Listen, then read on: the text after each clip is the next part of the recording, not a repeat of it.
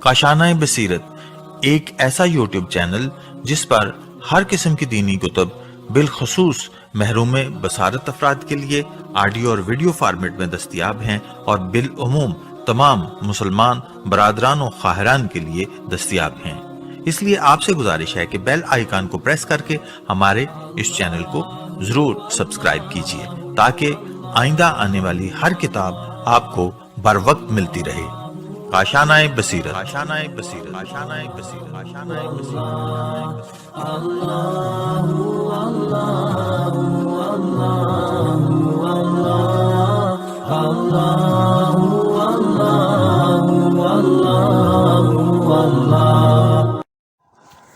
اعوذ باللہ من الشیطان الرجیم، بسم اللہ الرحمن الرحیم۔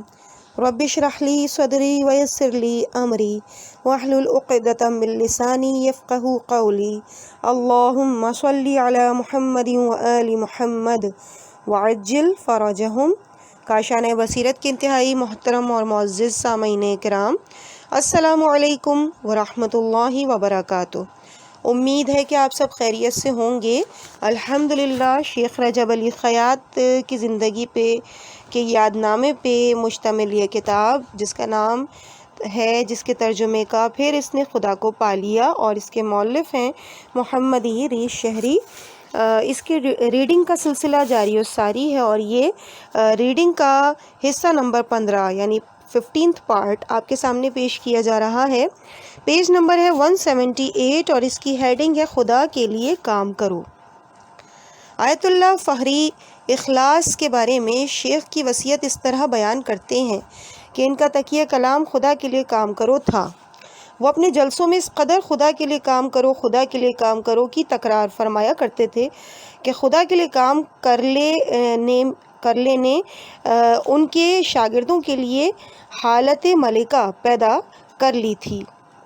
جیسے وہ فیل بان جو لگاتار ہاتھی کے سر پر لوہے کی چھڑی مارتا رہتا ہے، اس طرح جناب شیخ مرتب اپنے شاگردوں سے خدا کے لیے کام کرو کہا کرتے تھے۔ اس کے بارے میں وہ اپنی اور دوسروں کے ذکر کی ہوئی مثالوں کو بیان کیا کرتے تھے تاکہ مخاطب میں ملکے کی حالت پیدا ہو جائے۔ ہر حال میں یہ تاکید فرمایا کرتے تھے کہ خدا کے لیے کام کرو۔ فرماتے تھے کہ شب میں جب زوجہ کا بوسہ لینا چاہو تو خدا کے لیے بوسہ لو، اور فرمایا کرتے تھے کہ انسان کی زندگی کے تمام شعبوں میں خدا ہونا چاہیے۔ شیخ کے مکتب کے پروردہ افراد کے مقامات اور مکاشفات اس دستور عمل پر عمل کرنے کی وجہ سے تھے۔ ہیڈنگ: تم نے خدا کے لیے کیا کیا؟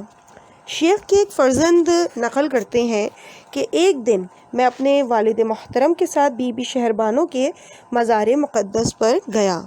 راستے میں ہم نے ایک جادوگر کو دیکھا۔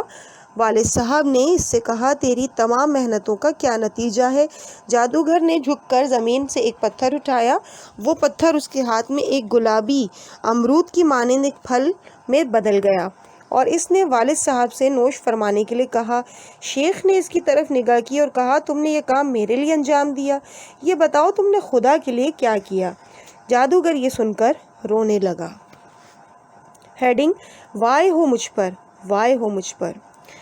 20 سال تک شیخ کے ساتھ رہنے والے شاگرد نقل کرتے ہیں کہ شیخ نے مجھ سے فرمایا، میں نے ایک اہل علم معنی عالم دین کہ جو ایران کے ایک بہت بڑے شہر میں زندگی بسر کرتے تھے کی روح کو برزخ میں دیکھا، جو بہت زیادہ افسوس کر رہے تھے اور حسرت و یاس سے اپنے زانوں پر ہاتھ مار رہے تھے، اور یہ کہہ رہے تھے کہ مجھ پر وائے ہو، میں یہاں پر آ گیا اور میرے پاس خدا کے لیے خالص عمل نہیں ہے۔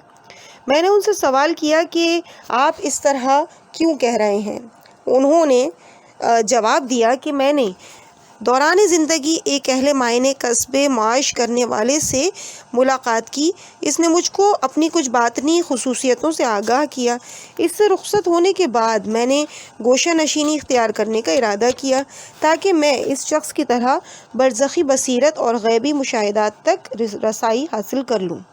میں 30 سال کی زحمت و مشقت کے بعد اس کام میں کامیاب ہوا ہی تھا کہ مجھ کو موت آ گئی۔ اب مجھ سے یہ کہا جاتا ہے کہ جب تک اس شخص نے تم کو تذکر نہیں دیا تو تم خواہشات نفس کا شکار بنے رہے۔ اس کے بعد تم نے 30 سال برزخی حالات کا مشاہدہ کرنے کے لیے گزار دیے۔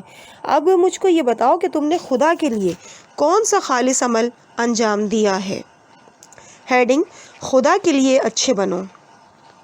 عصر حاضر کے اخلاق و عرفان کے ایک استاد فرماتے ہیں کہ میں نے جناب شیخ سے سوال کیا کہ یہ بتائیے میں کیسا ہوں؟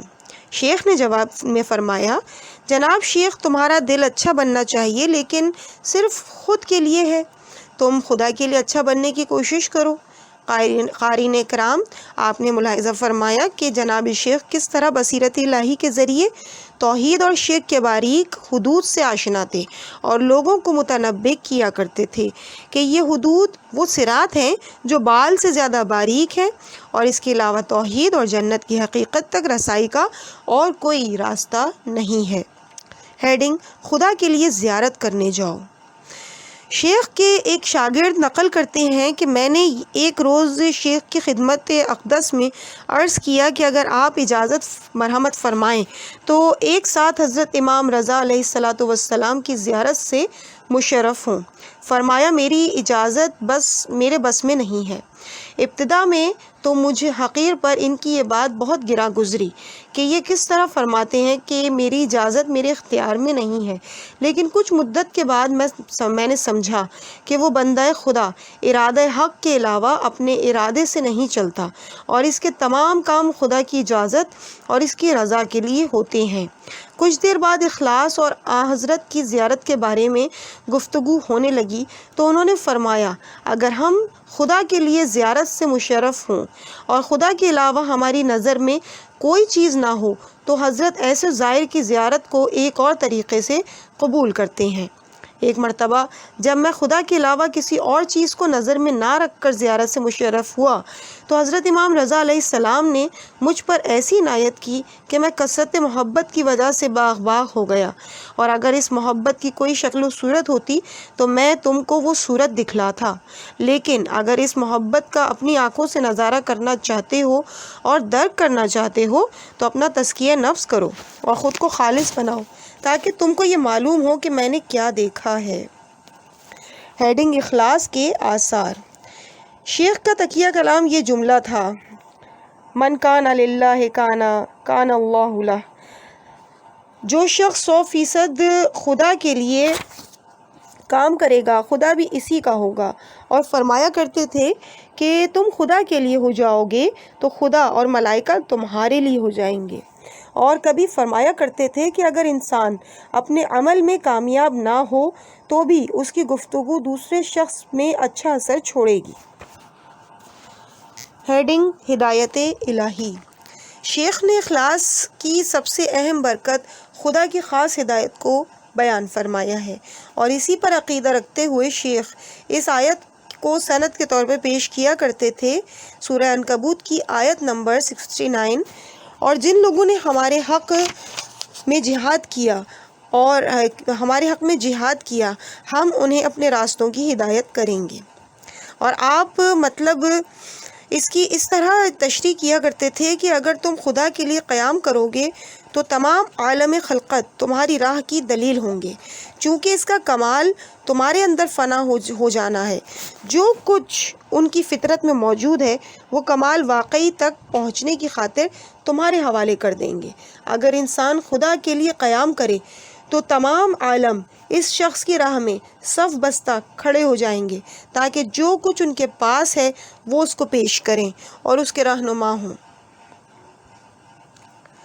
اخلاص کے سب سے بلند مرتبے کے لیے شیخ خدا کی خاص ہدایت حاصل کرنے کو، جس کو تربیت خاص کہا جاتا ہے، ضروری سمجھتے تھے۔ اس کا مطلب یہ ہے کہ انسان کو اپنی تمام کوششوں میں خدا کے سوا کوئی ہدف نہیں رکھنا چاہیے، یہاں تک کہ اپنے کمال کو بھی مد نظر نہ رکھے۔ اس بارے میں شیخ فرمایا کرتے تھے کہ انسان جب تک اپنے کمال کو مد نظر رکھے گا وہ کسی حقیقت تک نہیں پہنچ سکے گا۔ انسان کے پاس جو کچھ ہے اسے حتی الامکان خدا تک رسائی میں خرچ کرنا چاہیے۔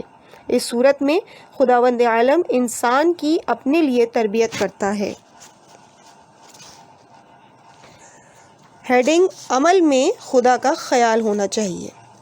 جناب شیخ بہت زیادہ فرمایا کرتے تھے کہ جب تم کو خدا کی معرفت ہو جائے تو جو کچھ تم عمل انجام دو خالصانہ اور عاشقانہ انجام دو، یہاں تک کہ اپنے کمال کو بھی مد نظر نہ رکھو، چونکہ نفس بہت ہوشیار اور پیچیدہ ہوتا ہے، وہ اس کا پیچھا نہیں چھوڑتا، جس طرح بھی ہو وہ اس عمل کو انجام دینے میں کود پڑتا ہے۔ جب تک انسان خود کو دوست رکھے گا اور اپنا ہی خیال رکھے گا، اس وقت تک اس کے تمام کام نفسانی ہیں اور اس کے اعمال سے خدا کی بو نہیں آتی۔ لیکن اگر انسان خود خواہی کو چھوڑ کر خدا خواہ ہو جائے تو اس کے کام الہی ہوں گے اور اس کے اعمال سے خدا کی محبت دکھائی دے گی۔ اور اس کی ایک نشانی یہ ہے کہ جو امام سید سجاد علیہ السلام کی اس کلام میں موجود ہے کہ آپ علیہ السلام نے فرمایا، تیری محبت کا مزہ کتنا خوشگوار ہے۔ ریفرنس ہے مفات الجنان، مناجات خمسہ، عشر مناجات العارفین۔ ہیڈنگ: شیطان پر غلبہ۔ خدا کے لیے عمل انجام دینے کی ایک برکت شیطان پر غلبہ پانا ہے۔ شیخ اس سلسلے میں فرمایا کرتے تھے کہ جو شخص خدا کے لیے قیام کرتا ہے تو نفس 75 لشکروں کے ساتھ اور شیطان اپنے لشکروں کے ساتھ اس کے عمل کو ضائع کرنے کی خاطر قیام کرتے ہیں، لیکن اللہ کا لشکر غالب ہونے والا ہے۔ عقل کے بھی 75 لشکر ہوتے ہیں اور مخلص بندے کو ہرگز مغلوب نہیں ہونے دیتے۔ ارشاد خداوندی ہے کہ میرے بندوں پر تیرا کوئی اختیار نہیں ہے۔ ریفرنس سورہ حجر کی آیت نمبر 42۔ سورہ حجر کی آیت نمبر 42۔ اگر تم خدا کے علاوہ کسی اور سے لگاؤ نہ رکھو تو نفس اور شیطان کی طاقتیں تم کو مغلوب نہیں کر سکتی، بلکہ تم خود اس پر غالب آ جاؤ گے۔ اور فرمایا کرتے تھے کہ ہر سانس لینے میں امتحان ہے، دیکھو تم اس کو رحمانی غرض سے آغاز کرتے ہو یا شیطانی غرض سے اس کو مخلوط کرتے ہو۔ ہیڈنگ: چشم دل کا کھلنا۔ جناب شیخ کا یہ عقیدہ تھا کہ جب تک انسان خدا کے علاوہ کسی اور چیز کی طرف توجہ دیتا ہے اور اس کے علاوہ کسی اور کو دوست رکھتا ہے تو حقیقت میں وہ مشرک ہے اور اس کا دل شرک سے آلودہ ہے، اور اس کے بارے میں وہ یہ آیہ کریمہ بیان کرتے تھے کہ بے شک مشرکین نجس ہیں۔ اس کا ریفرنس ہے سورہ توبہ کی آیت نمبر 28۔ جب تک انسان کے آئینہ دل پر غبار شرک ہوگا، انسان حقائق کی ہستی کی معرفت حاصل نہیں کر سکتا۔ اس کے بارے میں شیخ فرمایا کرتے تھے کہ جب تک انسان کی توجہ غیر خدا کی طرف ہوگی وہ حقائق ہستی کی بنسبت نامحرم ہے اور باطن خلقت سے ناشنا ہے۔ ایک شعر ہے حافظ کا کہ جس کا کچھ اس طریقے سے بیان کیا گیا ہے ترجمہ: اے حافظ، راستے کے حجاب تم ہی ہو، لہٰذا درمیان سے ہٹ جاؤ۔ وہ خوش قسمت ہے کہ جو اس راہ میں بغیر حجاب چلے۔ لیکن اگر انسان خالص ہو جائے تو اس کے آئینہ دل سے غبار شرک دھل جائے گا اور وہ راز خلقت کا محرم بن جائے گا۔ جناب شیخ اس بارے میں فرمایا کرتے تھے کہ اگر کوئی شخص خدا کے لیے کام کرے تو اس کی چشم دل کھل جاتی ہے۔ اگر تم اپنے دل کا خیال رکھو اور غیر خدا کو اس میں راہ نہ دو تو جو کچھ دوسرے نہیں دیکھ سکتے وہ تم دیکھو گے، اور جو کچھ دوسرے نہیں سنتے وہ تم سنو گے۔ ہیڈنگ: مادی اور معنوی برکتیں۔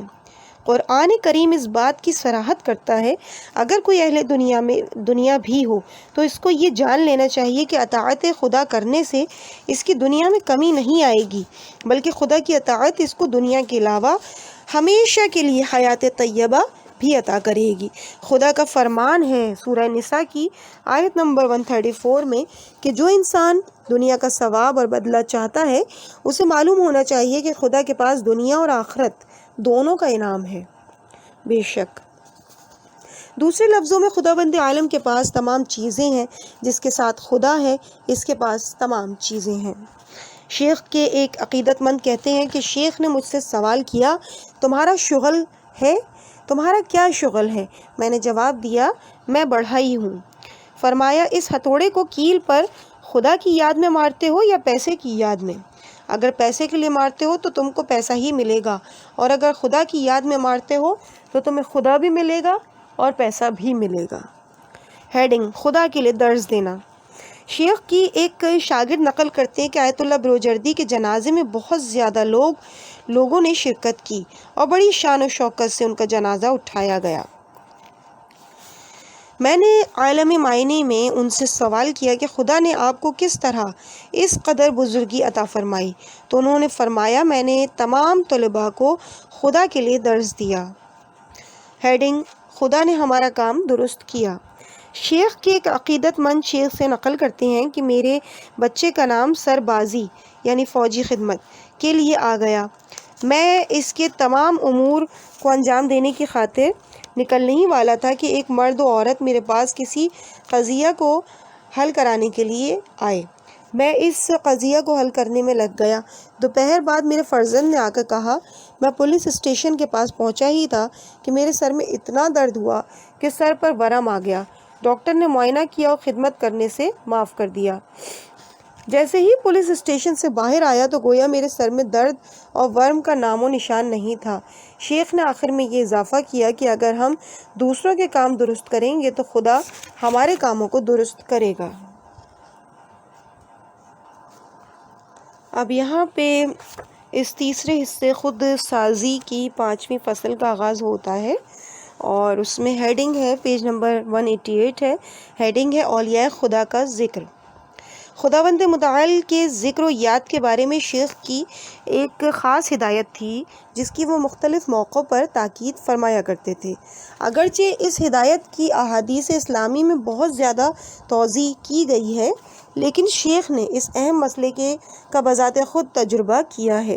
اصل میں اس مرد الہی اور عبد صالح کی گفتار کی اہمیت ان کے ذاتی تجربے کی وجہ سے ہے۔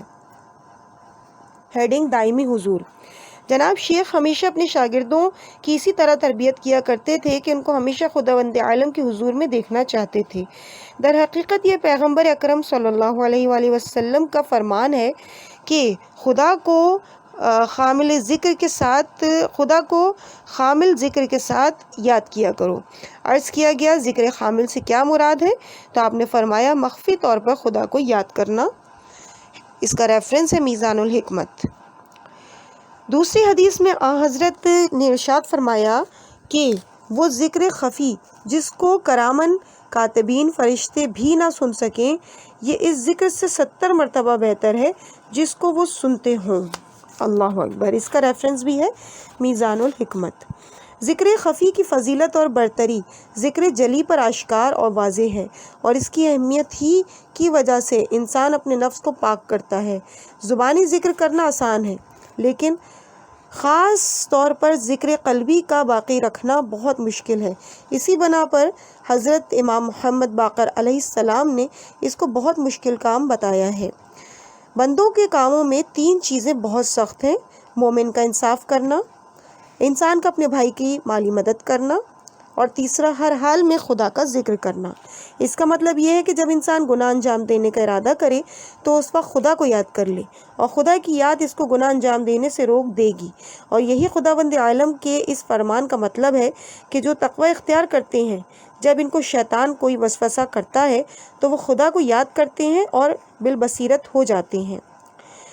ایک دوسری حدیث میں امام جعفر صادق علیہ السلام نے انصاف، مواسات یعنی مالی امداد اور ذکر دائمی کو سب سے سخت خدائی فریضہ قرار دیا ہے، اور اس کی وضاحت کرتے ہوئے آپ فرماتے ہیں کہ ہر حال میں خدا کا ذکر کرنے سے میری مراد زبانی ذکر کرنا نہیں، اگرچہ زبانی ذکر بھی خدا کا ذکر شمار کیا جاتا ہے،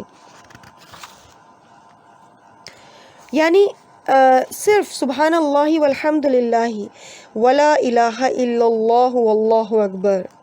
خدا سے مراد فقط اس ذکر کو کہنا نہیں، اگرچہ یہ بھی ذکر ہے، لیکن خدا کو یاد کرنے سے مراد اطاعت اور عصیان الہی کے ارتکاب کے وقت خدا کو یاد کرنا ہے۔ انسان کے لیے سب سے زیادہ دشوار کام یہ ہے کہ وہ ہر حال میں خود کو خدا کے حضور دیکھے۔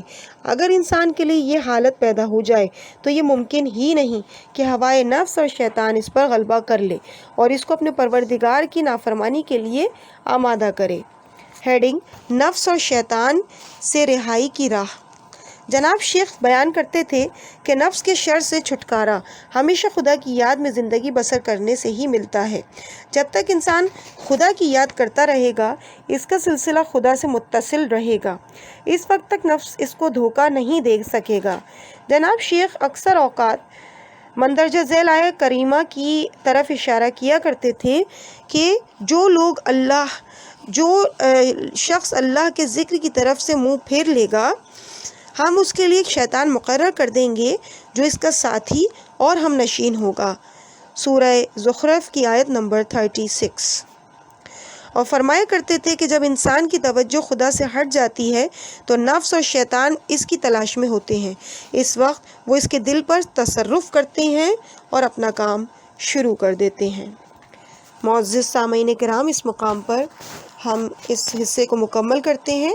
انشاءاللہ اس سے آگے کی ریڈنگ کو آپ کے سامنے اگلے حصے میں پیش کیا جائے گا، اور اگلا جو حصہ ہوگا وہ پیج نمبر 191 سے شروع ہوگا، حصہ نمبر 16 ہوگا، اور اس کی ہیڈنگ ہوگی مجھ سے دست بردار ہو جاؤ۔